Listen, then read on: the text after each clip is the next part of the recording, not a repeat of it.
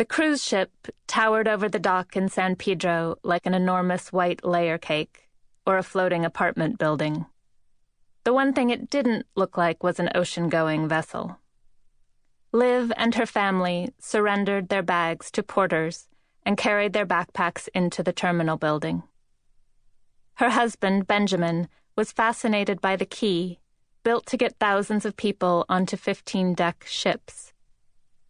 As they checked in, Liv filled out a form attesting that neither she nor her children had been sick in the last 2 weeks. It was a lie.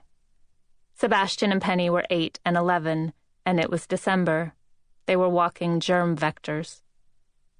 "You're saying no illnesses, right?" her cousin Nora murmured beside her. Nora's son, Marcus, was 11 like Penny, and they'd both had the same cold. Nora's 6-year-old, June, had a cough. "Yes," Liv whispered back.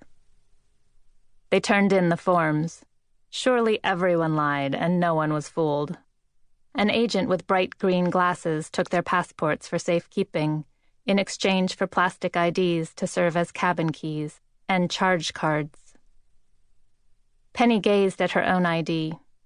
"So I can buy things with this?" "If your mom authorizes it," the agent said. "Authorize it," Penny said, brandishing the card at Liv. "What are you going to buy?" Liv asked. "Things!" 2 pert young Australian women in white uniforms made them stop for a photograph in front of a life ring. Benjamin put his arm around Liv, with Penny and Sebastian in front of them. These were never satisfying pictures, the family photos. Liv was the same height as Benjamin, and she felt herself slouch, even though it was ridiculous to care. The day was unseasonably warm, and she ran a hand up the damp back of her neck, feeling hot and flushed. She kept her hair cropped short so she could swim before work without losing time, but she was reminded by photos that her usually no-nonsense mother thought she should grow it out. Sebastian, blonde like Liv, always looked a little wild-eyed in photos, the flash catching him by surprise. Penny had taken to striking poses, as if the world were her own red carpet. They moved away, and Raymond and Nora took their place in front of the life ring with Marcus and June. Liv watched. They were so handsome. Raymond with dark, smooth skin, Nora pale and brunette with a glossy ponytail, the kids tawny-limbed. They looked like an ad featuring a happy biracial family, one that would get horrible troll reactions online. Marcus was tall for 11 and had the beginnings of an afro, and Junie wore tiny braids. Raymond had cut his hair close for a movie role as a cop. "Is this the before picture?" he asked, after the camera flashed. "Something like that," one of the Australians said, smiling. "But you look like the after picture." Liv couldn't tell if they had recognized Raymond. She thought not. "He always looks like the after picture," she said. "I bet," the girl said. "Oh my God," Nora said as they moved on. "We're not even on board and they're flirting with him."